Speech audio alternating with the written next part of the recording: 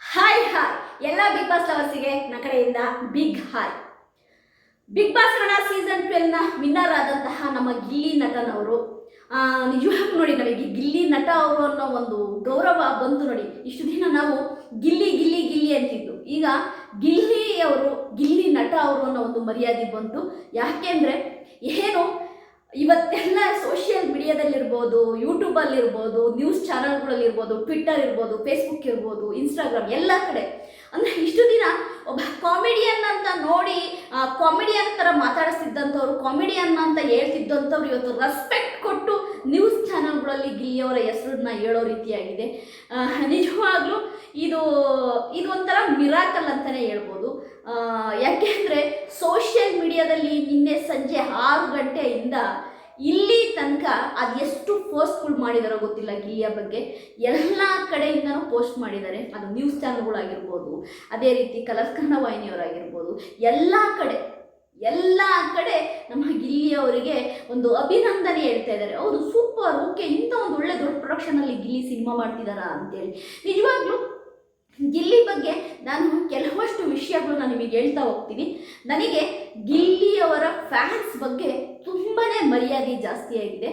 ನಾನು ಎಲ್ಲರ ಹತ್ರನೂ, ಗಿಲ್ಲಿಯ ಫ್ಯಾನ್ಸ್ ಎಲ್ಲರ ಹತ್ರನೂ ಕೇಳೋದಿಷ್ಟೇ, ದಯವಿಟ್ಟು ನೀವು ಯಾರ್ಯಾರೆಲ್ಲ ಈ ವಿಡಿಯೋ ನೋಡ್ತಾ ಇದ್ದೀರಾ, ಅದು ಯಾವುದೇ ಊರಾಗಿರಲಿ, ನಮ್ಮ ಕರ್ನಾಟಕದ ಯಾವುದೇ ಊರಾಗಿರಲಿ, ದಯವಿಟ್ಟು ನಿಮ್ಮ ಊರಿನ ಹೆಸರನ್ನ ಕಮೆಂಟ್ ಮಾಡಿ ಅಂತೀನಿ. ನಾನು ನೋಡಬೇಕು ನೀವು ಯಾವ ಊರಿಂದ ಆಯಿತಾ ಗಿಲ್ಲಿಯ ಫ್ಯಾನ್ಸ್ ಆಗಿ ನೀವು ಈ ವಿಡಿಯೋ ನೋಡ್ತಿದ್ದೀರಾ ಅಂತ ನಾನು ನೋಡಬೇಕು. ನಿಮ್ಮ ಕಮೆಂಟಲ್ಲಿ ನಿಮ್ಮ ಊರಿನ ಹೆಸರನ್ನ ಮೆನ್ಷನ್ ಮಾಡಿ ಅಂತೀನಿ.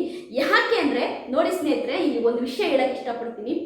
ಗಿಲ್ಲಿಗೆ ಕೆಳಮಟ್ಟದಿಂದ ಫ್ಯಾನ್ಸ್ ಇದ್ದಾರೆ. ಕೆಳಮಟ್ಟದಿಂದ ಅಂದರೆ ಒಂದು ಹೋಟೆಲ್ನಲ್ಲಿ ಆಯಿತಾ ಲೋಟ ತೊಳೆಯೋ ಹುಡುಗನಿಂದ ಹಿಡಿದು, ಒಂದು ಒಳ್ಳೆ ಜಾಬಲ್ಲಿ ಒಳ್ಳೆ ವೃತ್ತಿಲಿರೋರಿಂದ ಹಿಡಿದು, ಒಂದು ಬಿಸ್ನೆಸ್ ಮ್ಯಾನ್ ತನಕನೂ ಗಿಲ್ಲಿಗೆ ಫ್ಯಾನ್ಸ್ ಇದ್ದಾರೆ. ಯಾಕೆಂದರೆ ನಮ್ಮ ಕನ್ನಡ ಇಂಡಸ್ಟ್ರಿಯಲ್ಲಿ ಆ ಥರ ಫ್ಯಾನ್ಸ್ ಇರೋದು ನಮ್ಮ ಡಿ ಬಾಸಿಗೆ ಒಬ್ಬರಿಗೇನೆ. ಡಿ ಬಾಸಿಗೆ ಒಂದು ಲೋಟ ತೊಳೆಯೋ ಹುಡುಗನಿಂದ ಹಿಡಿದು ಒಂದು ಹೈ ಕ್ಲಾಸ್ ಜನ ತನಕನೂ, ಒಂದು ಬಿಸ್ನೆಸ್ ಮ್ಯಾನ್ ತನಕನೂ ನಮ್ಮ ಡಿ ಬಾಸ್ ಅವರಿಗೆ ಫ್ಯಾನ್ಸ್ ಇದ್ದಾರೆ.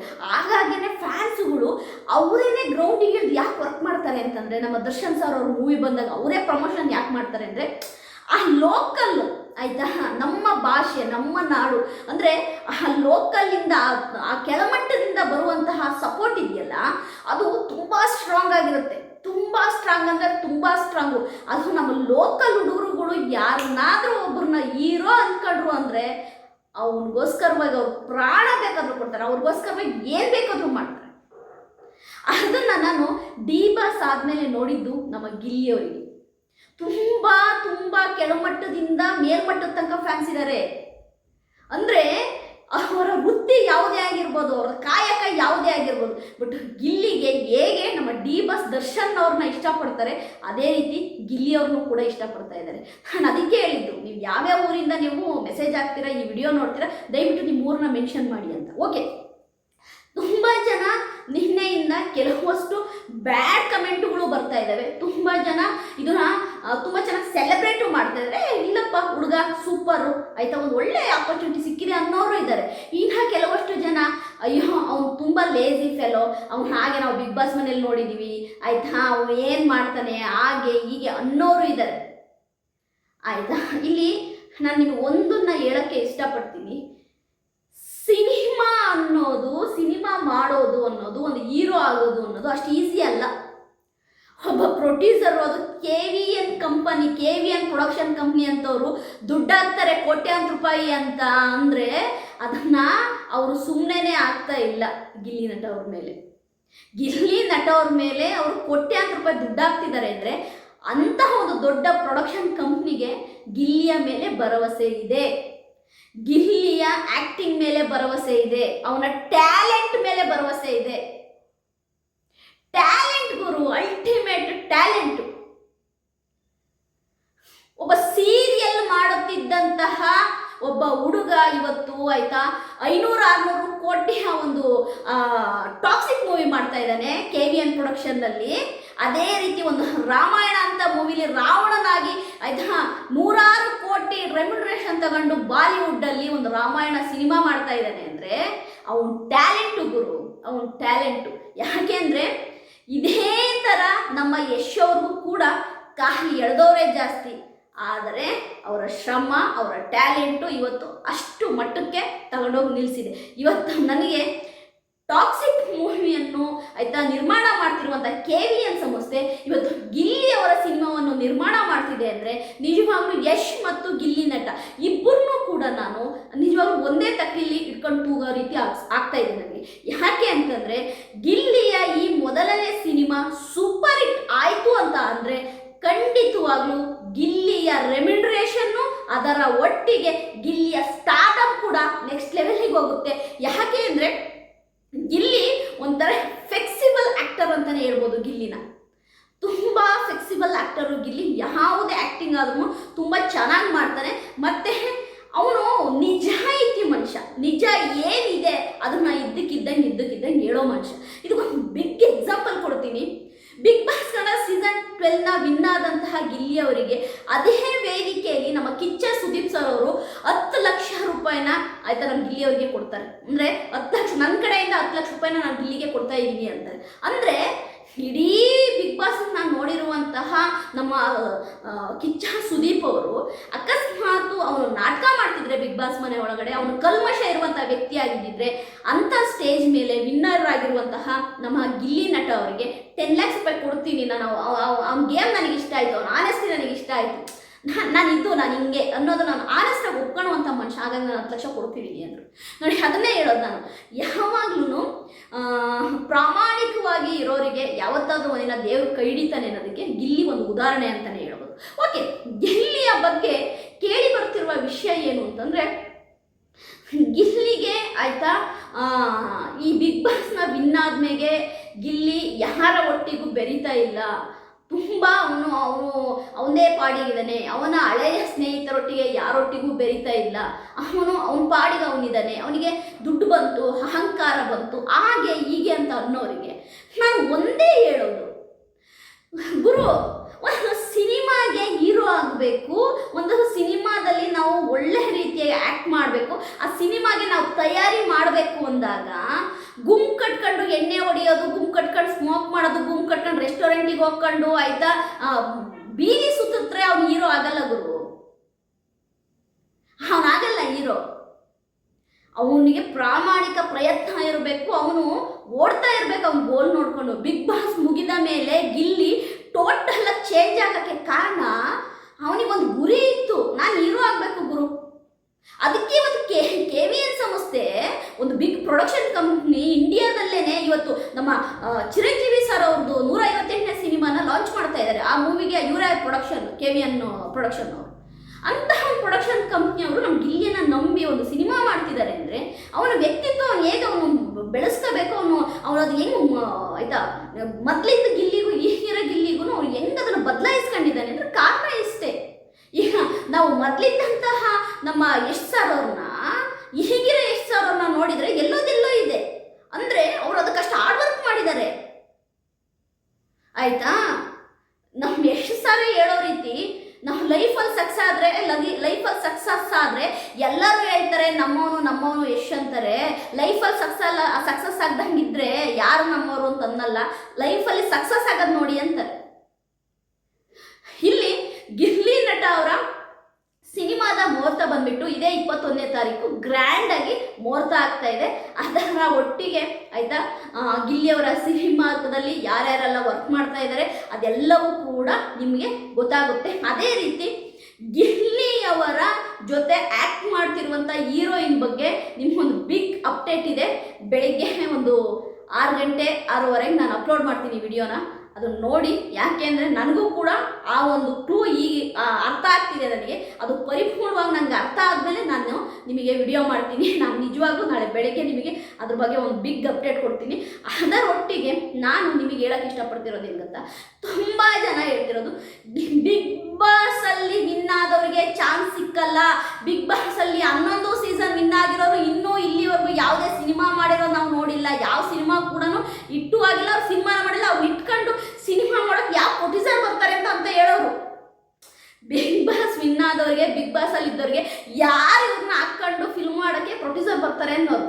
ಬಟ್ ಇದು ಒಂಥರ ಶಾಕಿಂಗ್ ಆಗಿದೆ ಎಲ್ಲರಿಗೂ. ಇದನ್ನು ಅಕ್ಸೆಪ್ಟ್ ಮಾಡ್ಕೊಳಕ್ಕೆ ಯಾರ ಕೈಲೂ ಆಗ್ತಾಯಿಲ್ಲ. ಯಾಕೆಂತಂದರೆ ಒಬ್ಬ ಬಿಗ್ ಬಾಸ್ ವಿನ್ ಆದಂಥ ಗಿಲ್ಲಿ ಅವರಿಗೆ AVN ಪ್ರೊಡಕ್ಷನ್ ಬಂದು ಸಿನಿಮಾ ಮಾಡ್ತಿದೆ ಅಂದಾಗ ಉಳಿದಂತಹ ಕಂಟೆಸ್ಟೆಂಟ್ಗಳು ಯಾರು ಬಿಗ್ ಬಾಸ್ ಅಲ್ಲಿ ವಿನ್ ಆಗಿದ್ದಾರೆ ಅವರಿಗೇನೆ ಡೈಜೆಸ್ಟ್ ಮಾಡ್ಕೊಳಕ್ ಆಗ್ತಿಲ್ಲ. ಯಾಕೆಂದ್ರೆ ನಾವು ನೋಡ್ದಂಗೆ ಅದು ಅಕುಲ್ ಬಾಲಾಜಿ ಅವರಾಗಿರ್ಬೋದು, ಒಳ್ಳೆ ಹುಡುಗ ಪ್ರಥಮ್ ಇರ್ಬೋದು, ಶೈನ್ ಶೆಟ್ಟಿ ಇರ್ಬೋದು, ರೂಪೇಶ್ ಶೆಟ್ಟಿ ಇರ್ಬೋದು, ಸರಿಯಾ, ಅದೇ ರೀತಿ ಚಂದನ್ ಶೆಟ್ಟಿ ಇರ್ಬೋದು, ಮಾಡ್ರನ್ ರೈತ ಶಶಿ ಅವರು ಇರ್ಬೋದು, ತುಂಬ ಜನ ಇದ್ದಾರೆ. ಮತ್ತೆ ಯಾರಿಗೂ ಕೂಡ ಇಲ್ಲಿವರೆಗೂ ಒಂದು ದೊಡ್ಡ ಪ್ರೊಡಕ್ಷನ್ ಕಂಪ್ನಿ ಬಂದು ನಾವು ನಿಮಗೆ ಸಿನಿಮಾ ಮಾಡ್ತೀನಿ ಅಂತ ಒಬ್ರಿಗೂ ಹೇಳಿಲ್ಲ, ಆಯ್ತಾ, ಒಬ್ರಿಗೂ. ಆಮೇಲೆ ಬಿಗ್ ಬಾಸ್ 11 ವಿನ್ ಆದಂಥ ಹನುಮಂತ ಅವರ ಇಂಟ್ರೂ ನೋಡಿದೆ ನಾನು ಯಾವುದೋ ಒಂದು ನ್ಯೂಸ್ ಚಾನಲಲ್ಲಿ. ಸರ್ ನನಗೂ ಸಿನಿಮಾ ಬಂದಿತ್ತು, ನಾನು ಮಾಡಲಿಲ್ಲ, ದೊಡ್ಡ ದೊಡ್ಡ ಹೀರೋಗಳು ಸಿನಿಮಾನೇ ಓಡ್ತಾ ಇಲ್ಲ, ನಮ್ಮ ಸಿನಿಮಾನ ಯಾರು ನೋಡ್ತಾರೆ, ಸುಮ್ಮನೆ ಅವ್ರಿಗೆ ಯಾಕೆ ಲಾಸ್ ಮಾಡೋದು ಅಂತೇಳಿ ನಾನು ಸಿನಿಮಾ ಮಾಡಲಿಲ್ಲ ಅಂತ ಹನುಮಂತ ಅವ್ರು ಹೇಳಿದರು. ಹನುಮಂತ ಅವ್ರನ್ನ ನಾನು ಒಂದು ಕೇಳೋಕ್ಕೆ ಇಷ್ಟಪಡ್ತೀನಿ, ಸಿನಿಮಾನ ಪ್ರಾಮಾಣಿಕತೆಯಿಂದ ಪ್ರತಿಯೊಬ್ಬ ಹೀರೋನು ಮಾಡ್ತಾನೆ. ಕೆಲವೊಮ್ಮೆ ಒಂದು ಸಿನಿಮಾ ಸೋಲುತ್ತೆ, ಒಂದು ಸಿನಿಮಾ ಗೆಲ್ಲುತ್ತೆ, ಆಯಿತಾ. ಹಂಗಂತ ಮಾತ್ರಕ್ಕೆ ನಾನು ಈ ಸಿನಿಮಾ ಮಾಡಲ್ಲ ಅನ್ನೋದು ದೊಡ್ಡ ತಪ್ಪು, ಆಯ್ತಾ. ಅಂತ ನಮ್ಮ ರಜನಿಕಾಂತ್ ಅಂತ ಕಮಲಾಸನ್ ಅವರು ಸಿನಿಮಾ ಒಂದೊಂದು ಸರಿ ಒಟ್ಟೊಟ್ಟಿಗೆ 7-8 cinema flop, utter flop, 7-8 cinema utter flop ಆಗಿರೋದು. ಬಟ್ ನೆಕ್ಸ್ಟ್ ಬಂದಂಥ ಸಿನಿಮಾ ಆ 7 ಸಿನಿಮಾದ ಹಣವನ್ನು ಅದು ಒಂದು ಸಿನಿಮಾ ಮಾಡಿದೆ. ಯಾಕೆಂದರೆ ದೊಡ್ಡ ಲೆಜೆಂಡ್ರಿ ಆ್ಯಕ್ಟರ್ಸ್ಗಳಿದ್ದಾರೆ, ಅವರೆಲ್ಲ ಹೇಳೋದು ಒಂದೇ, ಸಿನಿಮಾ ನಮ್ಮ ಕಾಯಕ, ನಾವು ಮಾಡ್ತೀವಿ, ಪ್ರತಿ ಸಿನಿಮಾನು ಹಿಟ್ಟಾಗಲಿ ಅಂತಲೇ ಪ್ರತಿಯೊಬ್ಬ ಹೀರೋ ಮಾಡೋದು. ಬಟ್ ಕೆಲವೊಂದು ಸರಿ ಅನ್ಫಾರ್ಚುನೇಟ್ಲಿ ಪ್ರೇಕ್ಷಕ ಮಹಾಪ್ರಭುಗೆ ಆ ಸ್ಟೋರಿ ಇಷ್ಟೇ ಆಗದೆ ಇರ್ಬೋದು, ಆಯಿತಾ. ಆ ಒಂದು ಕೆಲವೊಂದು ಸಿನಿಮಾದ ಎಲ್ಲೋ ಒಂದು ಕೆಲವೊಂದು ವಿಷಯಗಳು ಇಷ್ಟ ಆಗದೇನೆ ಆ ಸಿನಿಮಾ ಫ್ಲಾಪ್ ಆಗ್ಬೋದು, ಬಿಟ್ಟರೆ ಯಾವ ಹೀರೋ ಕೂಡ ಫ್ಲಾಪ್ ಆಗಲಿ ಅಂತ ಸಿನಿಮಾ ಮಾಡಲ್ಲ. ಅದನ್ನು ಅರ್ಥ ಮಾಡ್ಕೋಬೇಕು. ಗಿಲ್ಲಿ ಅವರ ಸಿನಿಮಾ ಸೂಪರ್ ಹಿಟ್ ಆಗುತ್ತೆ ಅಂತ ನನಗೆ ಯಾಕೆ ಅನ್ನಿಸ್ತಾ ಇದೆ ಅಂತಂದರೆ, ಗಿಲ್ಲಿ ಮಾಡ್ತಿರುವಂತಹ ಜಾನರ್ ಆಡು ಭಾಷೆ ಅಂತಾರೆ, ನಮ್ಮಲ್ಲಿ ಗೊತ್ತಿರ್ಬೋದು ನಿಮಗೆ, ಆಡು ಭಾಷೆಯ ಸಿನಿಮಾ. ಅದನ್ನ ನಮ್ಮ ಶಿವಣ್ಣ ಅವರೊಂದು ಸಿನಿಮಾ ಮಾಡಿದರು, ನಿಮ್ಮೆಲ್ಲರಿಗೂ ನೆನಪಿದೆ ಅಂತ ಅನ್ಕೊಂತೀನಿ. ಒಂದು ಸಿನಿಮಾ ಇದೆ, ಯಾವುದಪ್ಪ ಅಂತಂದರೆ ಮಣಿ ಮಣಿ ಮಣಿ ಮಣಿ ಮಣಿಗೊಂದು ಆರ ಅಂತ ಒಂದು ಸಿನಿಮಾ, ಅದು ಹೆಸರು ಬರ್ತಾ ಇಲ್ಲ ನನಗೆ, ಆಯಿತಾ. ಆ ಥರ ಒಂದು ಆಡು ಭಾಷೆಯ ಸಿನಿಮಾ, ಆಯಿತಾ. ಆಮೇಲೆ ಜೋಡಿ ಅಕ್ಕಿ, ಈ ಥರ ಒಂದು ನಮ್ಮ ಶಿವರಾಜ್ ಕುಮಾರ್ ಅವರು ಅವಾಗ ತುಂಬ ಒಂಥರ ಈ ಥರ ಸಿನಿಮಾಗಳನ್ನು ಮಾಡೋರು, ಅಂದರೆ ಆಡು ಭಾಷೆಯ ಸಿನಿಮಾಗಳು. ಆಡು ಭಾಷೆಯ ಸಿನಿಮಾಗಳು ಎಲ್ಲವೂ ಹಿಟ್ಟಾಗಿದ್ದಾವೆ, ಆಯಿತಾ. ಹಾಗಾಗಿ ನಮ್ಮ ಗಿಲ್ಲಿಯವರು ಕೂಡ ಮಾಡ್ತಿರೋದು ಆಡು ಭಾಷೆಯ ಸಿನಿಮಾ. ನೀವು ಇನ್ನೂ ಓಪನ್ ಆಗಿ ಹೇಳ್ಬೇಕು ಅಂದರೆ ನಮ್ಮ ಯಶ್ ಅವರು ಮಾಡಿದಂಥ ಕಿರಾತಕ ಮೂವಿ ಇದೆ ನೋಡಿ, ಅದು ಆಡು ಭಾಷೆಯ ಸಿನಿಮಾ. ಅಂದರೆ ಮಂಡ್ಯ ಸ್ಲಾಂಗನ್ನು ತುಂಬ ನಾಜೂಕಾಗಿ ಮಾತಾಡ್ತಾ ತುಂಬ ಕಾಮನ್ ಮೂವಿ, ನೋಡೋಕ್ಕೆ ಆಯ್ತು 2.5 ಗಂಟೆ ನೀನು ದುಡ್ಡು ಕೊಟ್ಟು ನೋಡ್ತೀವಿ ಅಂದರೆ ಎಂಜಾಯ್ ಮಾಡಿಬಿಟ್ಟು ಹೊರಗಡೆ ಬರ್ಬೋದು, ಆ ಥರ. ಅಂದರೆ ಗಿಲ್ಲಿಯ ಆ ಬಾಡಿ ಲ್ಯಾಂಗ್ವೇಜಿಗೆ, ಅವನು ಮಾತಾಡೋ ಸ್ಟೈಲಿಗೆ ಆ ಆಡು ಭಾಷೆಯ ಸಿನಿಮಾ ಆಗಿರೋದ್ರಿಂದ 100% ಅದು ಸೂಪರ್ ಹಿಟ್ ಆಗುತ್ತೆ, ಸರಿಯಾ. ನೀವು ನಾನು ಅದೇ ಹೇಳ್ತೀನಲ್ವೇನ್ರಿ, ಫಸ್ಟು ಗಿಲ್ಲಿನ ರೆಸ್ಪೆಕ್ಟಾಗಿ ನೋಡೋದು ಕಲಿ, ಆಯಿತಾ. ಗಿಲ್ಲಿಗೆ ಒಂದು ಒಳ್ಳೆಯ ಒಂದು ಆಪರ್ಚುನಿಟಿ ಸಿಕ್ಕಿದೆ ಅಂತಂದರೆ ಅದನ್ನು ಎಂಜಾಯ್ ಮಾಡಿ, ನಮ್ಮ ಹುಡುಗ ಒಬ್ಬ ನಮ್ಮ ಜೊತೆಲಿದ್ದ ನೋಡೋ, ಇಂಥ ಒಂದು ಕಂಪ್ನಿಲಿ ಸಿನಿಮಾ ಮಾಡ್ತಾ ಇದ್ದಾನೆ, 21ನೇ ತಾರೀಕು ಮುಹೂರ್ತ ಕಂಡ್ರೆ ಹೋಗೋಣ ನೋಡೋಣ, ಆ ಥರ ಮನೋಭಾವಗಳನ್ನು ಇಟ್ಕೊಳ್ಳಿ. ಯಾರೇ ವಿನ್ ಆಗಲಿ ಲೈಫಲ್ಲಿ, ಈಗ ಬಿಗ್ ಬಾಸಲ್ಲಿ 11 ಸೀಸನ್ನಲ್ಲಿ ಸಿಗದಂಥ ಒಂದು ಆಪರ್ಚುನಿಟಿ ಗಿಲ್ಲಿಗೆ ಸಿಕ್ಕಿದೆ ಅಂತಂದರೆ ಅವನಲ್ಲಿ ಏನೋ ಸ್ಪೆಷಲ್ ಇದೆ, ಅವನಲ್ಲಿ ಏನೋ ಸ್ಪೆಷಲ್ ಇದೆ. ಯಾಕೆಂದರೆ ಇವತ್ತಿಗೂ ಗಿಲ್ಲಿಯವರ ಕುಟುಂಬ ಸಾದಾ ಸೀದೆ ಜೀವನ ಮಾಡ್ತಾ ಇದೆ. ಅವ್ರ ಅಪ್ಪ ಅಮ್ಮ ಸಾದಾ ಸೀದಾ ಕುರಿನ ಶೆಡ್ಡಲ್ಲಿ ಕುರಿಗೆ ಮೇವಾಕೋದು, ಕುರಿಗೆ ಹುಲ್ಲಾಕೋದು, ನೀರು ಕುಡಿಸೋದು, ಸಾದಾ ಸೀದಾ. ಅವ್ರ ಅಪ್ಪ ಅಂತೂ ಇವತ್ತಿಗೂ ಚೆಡ್ಡಿಲೇ ಇರ್ತಾರೆ, ಯಾರಾದ್ರೂ ಹೋಗಿ ಫೋಟೋ ತಗೊಂಡ್ರೆ ಚೆಡ್ಡಿಲೇ ಪೋಸ್ ಕೊಡ್ತಾರೆ, ಅವರು ಚೆಡ್ಡಿಲೇ ಇರ್ತಾರೆ ಅವರಪ್ಪ, ಆಯ್ತಾ. ಅವ್ರು ಇನ್ನೂ ಕೂಡ ನನ್ನ ಮಗ ಸೆಲೆಬ್ರಿಟಿ ಆಗಿದ್ದಾನೆ, ನನ್ನ ಮಗ ಏನೋ ಮಾಡಿದೆ, ಆ ಗುಂಗೆ ಇಲ್ಲ ಅವರಿಗೆ, ಅವ್ರ ಕಾಯಕ ಏನೋ ಕಾಯಕ ಮಾಡ್ತಾ ಇದ್ದಾರೆ ಅಲ್ವಾ. ನಾನು ಅದೇ ಹೇಳೋದು, ರೈತಾಪಿ ಕುಟುಂಬದಿಂದ ಬಂದಂಥ ಹುಡುಗ ಒಂದು ಆಪರ್ಚುನಿಟಿನ, ಆಯ್ತಾ, ಅವನು ಪಡ್ಕೊಂಡು ಒಬ್ಬ ಹೀರೋ ಆಗ್ತಿದ್ದಾನೆ ಅಂತಂದಾಗ ಅವನು ರೆಸ್ಪೆಕ್ಟ್ ಮಾಡಿ, ಆ ಹೀರೋ ಸ್ಟ್ಯಾಂಡರ್ಡಲ್ಲಿ ನೋಡಿ. ಇವತ್ತು ಕರ್ನಾಟಕದ ಮೂಲೆ ಮೂಲೆಯಿಂದನೂ ಗಿಲ್ಲಿಯವರು ಹೀರೋ ಆಗಬೇಕು ಅಂತೇಳಿ ಗಿಲ್ಲಿಯವರ ಫ್ಯಾನ್ಸ್ಗಳು, ಆಯಿತಾ, ತುಂಬಾ ಪ್ರೀತಿನ ಸೆಲೆಬ್ರೇಟ್ ಮಾಡ್ತಾ ಇದ್ದಾರೆ. ಅವರ ಪೋಸ್ಟ್ಗಳು ಅದೆಲ್ಲ ನೋಡ್ತಾ ಇದ್ರೆ ನನಗೆ ಖುಷಿ ಆಗುತ್ತೆ. ಇಲ್ಲಿ ನಾನು ಹೇಳೋದೊಂದೇನೆ, ಒಬ್ಬ ಮನುಷ್ಯ ಅವನ ಏಳಿಗೆನ, ಆಯಿತಾ, ಅವನು ಏನೋ ಒಂದು ಅಚೀವ್ ಮಾಡ್ತೀನಿ ಅಂತ ಅವನು ಹೋಗ್ತಿದ್ದಾನೆ ಅಂದರೆ ಅವನಿಗೆ ಒಳ್ಳೇದು ಬಯಸ್ತಿಲ್ಲ ಅಂದರೂ ಪರವಾಗಿಲ್ಲ, ಆಯಿತಾ. ನೀವು ಅಲ್ಲಿ ಮೊಸರಲ್ಲಿ ಕಲ್ಲು ಹುಡ್ಕ ಕೆಲಸ ಮಾಡಬೇಡಿ ಅಂತೀನಿ. ಯಾಕೆಂದರೆ ಆಲ್ ದ ಬೆಸ್ಟ್, ಒಳ್ಳೆಯದಾಗಲಿ ಅಂದ್ಬಿಡಿ. ನನಗಂತೂ ಗಿಲ್ಲಿಗೆ ಇಂಥ ಒಂದು ಬಿಗ್ ಆಪರ್ಚುನಿಟಿ ಸಿಕ್ಕಿದೆ ಅಂದರೆ ನಿಜವಾಗ್ಲೂ ಗ್ರೇಟ್ ಅಂತೀನಿ. ಗ್ರೇಟ್ ಅಂದರೆ ಗ್ರೇಟ್. ಯಾಕೆಂದರೆ ಗಿಲ್ಲಿ ಅಂತ ಒಬ್ಬ ಹಳ್ಳಿ ಪ್ರತಿಭೆ, ಫೇಸ್ಬುಕ್ಕಲ್ಲಿ ಲೈವ್ನ ಮಾಡ್ಕೊಂಡಿದ್ದಂತಹ ಒಬ್ಬ ಹಳ್ಳಿ ಹುಡುಗ ಕಾಮಿಡಿ ಕಿಲಾಡಿಗಳಿಗೆ ಬಂದು ಎಷ್ಟೋ ಪಾತ್ರಗಳನ್ನ ಮಾಡಿ ಎಲ್ಲರ ಕೈಲೂ ಬಯಸ್ಕೊಂಡು ಆಯಿತಾ, ಊಟ ಇಲ್ಲದೇನೆ ಬೆಂಗಳೂರಲ್ಲಿ ಕುಪ್ಪದಲ್ಲಿ ಮಾಡ್ಕೊಂಡು ಯಾರ್ದೋ ರೂಮಲ್ಲಿ ಇಟ್ಕೊಂಡು ಬೆಂಗಳೂರಲ್ಲಿ ಇವತ್ತು ಅವನದೇ ಒಂದು ಮನೆ ಮಾಡಿಕೊಂಡು ಬೆಂಗಳೂರಲ್ಲಿ ಅವನದೇ ಕಾರ್ ಇಟ್ಕೊಂಡು ಇಂಥ ಒಂದು ಒಳ್ಳೆ ಪ್ರೊಡಕ್ಷನ್ನಲ್ಲಿ ಅವ್ನು ಸಿನಿಮಾ ಮಾಡ್ತಿದ್ದಾನೆ ಅಂದರೆ ನಿಜವಾಗ್ಲೂ ಗ್ರೇಟ್ ಅಂತೀನಿ. ಇದು ನೀವು ಅಂದ್ಕೋಬೋದು ಆಯಿತಾ. ಎಲ್ಲವಾಗಲೂ ಅಷ್ಟೇ, ಒಬ್ಬ ಗೆದ್ದ ಅಂತಂದರೆ ಅವನ್ನ ನೋಡಿ ನಾವು ಮೋಟಿವೇಶನ್ ತಗೋಬೇಕು. ನಮಗೆ ನಾವು ಗಿಲ್ಲಿ ಗೆದ್ದಿದ್ದಾನೆ ಗುರು, ಲೈಫಲ್ಲಿ ಪ್ರಾಮಾಣಿಕವಾಗಿ ಪ್ರಯತ್ನ ಪಡಬೇಕು, ಯಾವತ್ತೋ ನಾವು ಗೆಲ್ತೀವಿ ಅಂತ ಅಂದ್ಕೋಬೇಕು. ಅದು ನಾನು ಯಾವಾಗಲೂ ಅದೇ ಮಾಡೋದು. ನನ್ನ ವಿಡಿಯೋ ನಿಮಗೆ ಇಷ್ಟ ಆದರೆ ಲೈಕ್ ಮಾಡಿ, ದಯವಿಟ್ಟು ವಿಡಿಯೋನ ಲೈಕ್ ಮಾಡಿ. ನೀವು ಲೈಕ್ ಮಾಡಿದರೆ, ನೀವು ನಿಮ್ಮ ಕಮೆಂಟ್ ಹಾಕಿದರೆ ದಯವಿಟ್ಟು ನಿಮ್ಮ ಊರ ಹೆಸರು, ನನ್ನ ಕಮೆಂಟಲ್ಲಿ ನಿಮ್ಮ ಊರ ಹೆಸರುಗಳನ್ನ ನೋಡಬೇಕು ಅನ್ನೋ ನನ್ನ ಆಸೆ. ಇದೇ ರೀತಿ ಸಪೋರ್ಟ್ ಮಾಡ್ತಾಯಿರಿ. ಬಾಯ್.